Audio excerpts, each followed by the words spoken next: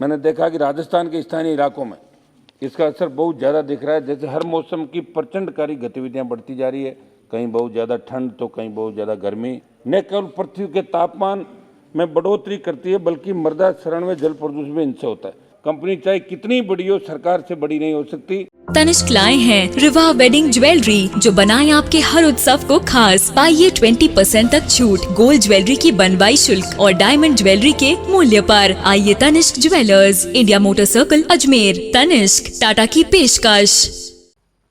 सभापति महोदय, आज जलवायु परिवर्तन जैसे महत्वपूर्ण मामले को लेकर सदन में चर्चा हो रही है।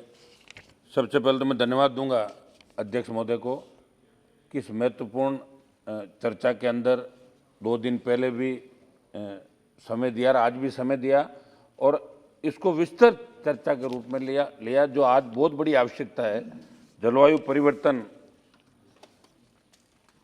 गंभीर विषय। सभापति महोदय, हमें इस मामले को लेकर चिंतन मनन करने के साथ सरकार को ठोस कदम उठाने पड़ेंगे। लेकिन मुझे बताते हुए दुख हो रहा है कि जलवायु परिवर्तन को लेकर हमारे पर्यावरण से जुड़े विद्वान, अनुसंधान करने वाले लोग जो सलाह सरकार को देते हैं उस पर गौर करने में बहुत देरी की जाती है, जिसके खामियाजे समय समय पर हमें भुगतने पड़े।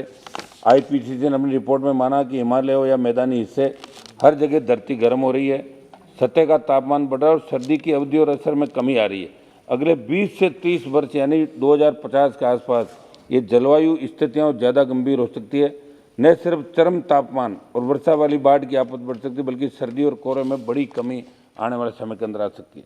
सभापति महोदय, इतना ही नहीं, समुद्रों के भीतर वनस्पतियों से मिलने वाला ऑक्सीजन भी कम होता जा रहा है क्योंकि वहाँ अम्लीयता बढ़ रही है। वातावरणीय कार्बन डाइऑक्साइड की सतह पर बढ़ने की प्रबल परिस्थितियाँ बन रही है। सभापति महोदय, जलवायु परिवर्तन का असर तो पूरी दुनिया पर पड़ ही रहा है, लेकिन जैसे मैंने देखा कि राजस्थान के स्थानीय इलाकों में इसका असर बहुत ज़्यादा दिख रहा है। जैसे हर मौसम की प्रचंडकारी गतिविधियाँ बढ़ती जा रही है, कहीं बहुत ज़्यादा ठंड तो कहीं बहुत ज़्यादा गर्मी। घटनाओं की बात करें तो सबसे प्रमुख रूप से जलवायु परिवर्तन का असर मानसून में बदलाव के रूप में देखा जा रहा है। जहाँ ज़्यादा बारिश होती थी आज के समय में इलाके सूखा झेल रहे हैं, औसतन बारिश भी नहीं हो पा रही है और जहाँ कम बारिश हो रही थी वहाँ ज़्यादा बारिश हो रही है। अब राजस्थान का तापमान बढ़ रहा है और गर्मी के समय तापमान बढ़ गया है। ये भी एक कारण है। सर्दी के समय अभी जो ठंड होनी चाहिए वहाँ ठंड नहीं हो रही, गर्मी के समय तापमान और ज़्यादा बढ़ने लगे। राजस्थान में तापमान में वृद्धि के कारण भी अधिक बारिश का कारण संभव है। यही नहीं, बारिश की शिफ्टिंग भी देखने को मिल रही है। सभापति महोदय, निश्चित रूप से हम सब के लिए सोचने की आवश्यकता है। इसमें भारत अग्रणी भूमिका विश्व के अंदर निभा सकता है। कई शोध रिपोर्टों ने बताया है कि सीमेंट निर्माण इकाइयों से होने वाली कार्बन डाइऑक्साइड उत्सर्जन का वैश्विक कार्बन डाइऑक्साइड उत्सर्जन CO2 में लगभग 7% का योगदान पाया गया है, जो दुनिया भर के सभी ट्रकों द्वारा किए गए CO2 उत्सर्जन से भी अधिक है। सीमेंट इकाइयाँ न केवल पृथ्वी के तापमान में बढ़ोतरी करती है बल्कि मृदा क्षरण में जल प्रदूषण भी इनसे होता है। संयुक्त राष्ट्र के अनुसार वायु प्रदूषण दुनिया भर में सालाना 70 लाख अकाल मृत्यु का कारण बनता है। सभापति महोदय, एक तरफ कुछ लोग हम किसानों पर पराली जलाने का मुद्दा बनाकर प्रदूषण के लिए उन्हें जिम्मेदार ठहरा देते हैं, दूसरी तरफ प्रदूषण के असली कारक जिनमें कार्रवाई तक नहीं की जाती। इसका संदर्भ में मंत्री जी आपको स्मरण कराना चाहूँगा कि एक तरफ जलवायु परिवर्तन लेकर प्रधानमंत्री जी गंभीर रहते हैं, दूसरी तरफ प्रदूषण पर्यावरण पर पड़ने वाले विपरीत प्रभाव के जो कारक है उनके विरुद्ध जिम्मेदारी के साथ आप संज्ञान यहाँ नहीं लिया जाता।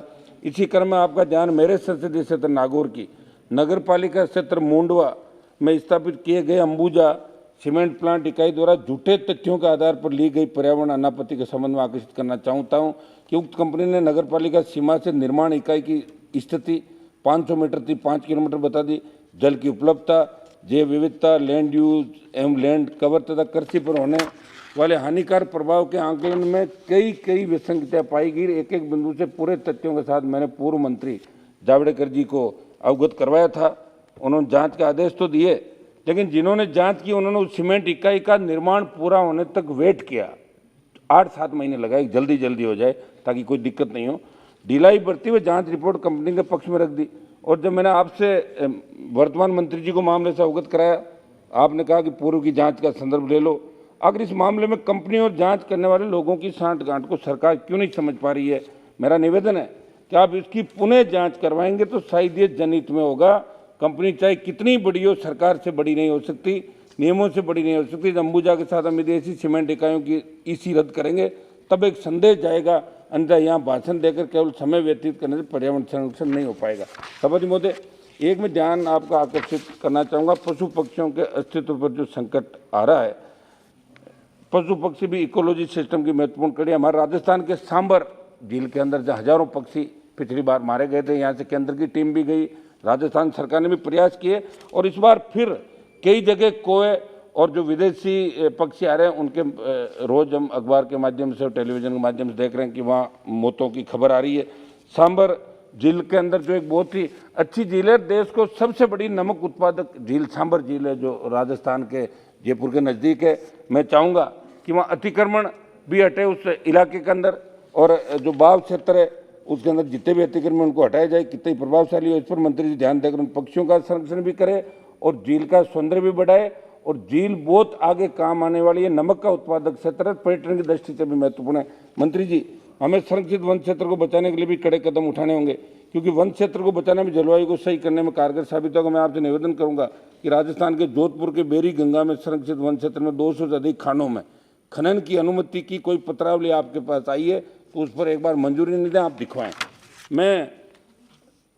हमें पृथ्वी उसके संसाधनों से व्यवहार में लाकर जीवन शैली का हिस्सा बनाने एक मिनट बनाने जोते प्रकृति हमारा भरण पोषण करती है, इसके बदले में हमें प्रकृति की देखभाल व संरक्षण को प्राथमिकता देनी होगी। सभापति, 1-2 मिनट लूंगा आपके।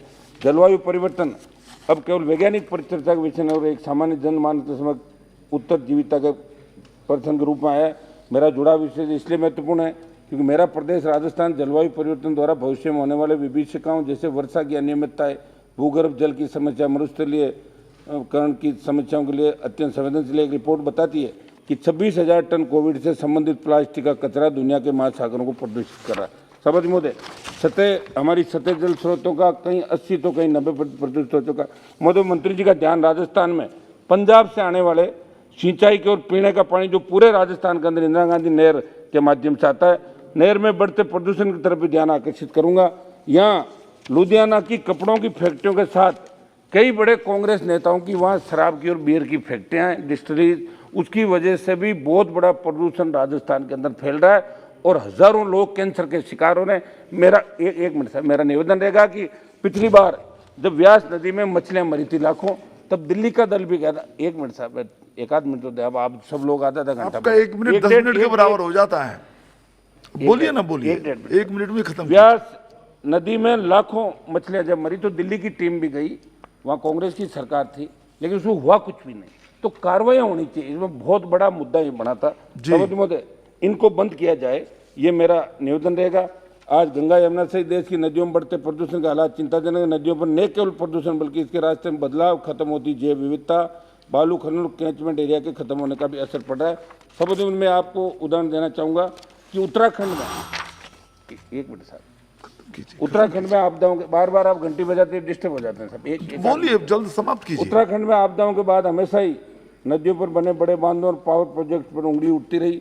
सुप्रीम कोर्ट तक इस पर चिंता जता चुका। यहाँ तक कि केंद्र सरकार का अपना जल संसाधन मंत्रालय 2016 में सुप्रीम कोर्ट के सामने मान चुका कि उत्तराखंड में गंगा पर कोई भी नया पावर प्रोजेक्ट पर्यावरण के लिए खतरा है। सुप्रीम कोर्ट ने 2013 की केदारनाथ त्रासदी के बाद उत्तराखंड राज्य के 39 में 14 पावर प्रोजेक्ट रोक लगा दी थी। सुप्रीम कोर्ट ने 13 दिसंबर 2014 को इस मामले में पूछा था कि अगर इन पावर प्रोजेक्ट से वन और पर्यावरण को खतरा है तो इन्हें रद्द क्यों नहीं किया जा रहा है, उन अधिकारियों पर कार्रवाई क्यों नहीं होती जिन्हें इन निधि विकास योजनाओं में पर्यावरण समझौता नहीं होना चाहिए। मैं समझता हूँ कि हमें हिमालय को बचाने के लिए, पहाड़ों को बचाने के लिए गंभीर होना पड़ेगा। सभापति महोदय, लास्ट में 1 मिनट आपका लूंगा। अब एक लास्ट मेरा सिर्फ जयपुर का एक मुद्दा है मेरा। सभापति महोदय, हमारा रामगढ़ बांध, जो आपने भी शायद रामगढ़ बांध देखा होगा।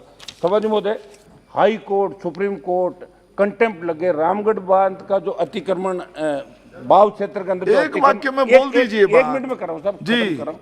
रामगढ़ बांध का जो बाव क्षेत्र है उसमें अतिक्रमण ने इतना अतिक्रमण कर लिया। ये रामगढ़ बांध का अगर तमाम अतिक्रमण हट जाए, हाईकोर्ट बार कह रहा है, सुप्रीम कोर्ट कह रहा है, कंटेम्प्ट हो गए। लेकिन बड़े श्रीमती नवनीत राणा जी, बात तो समाप्त होने दो सभापति महोदय। हाँ, सबकी बात समाप्त कर रहा हूं। जी सभापति महोदय, मेरा बस लास्ट आधा मिनट साहब, मैं बहुत धन्यवाद करती हूं रामगढ़ बांध के अंदर कि क्लाइमेट चेंज, आखिरी वाक्य बोल दीजिए बेनीवाल साहब। एक मिनट आना जी, आखिरी वाक्य बोल दीजिए, इन सेंटेंस। आखिरी वाक्य मेरा ये कि रामगढ़ बांध के बाव क्षेत्र में जितने भी अतिक्रमी है, चाहे बड़े प्रभावशाली IAS अधिकारी नेता कोई भी हो, उनका अतिक्रमण हटे वहां से, ये मैं सरकार से मांग करता हूँ। Thank you.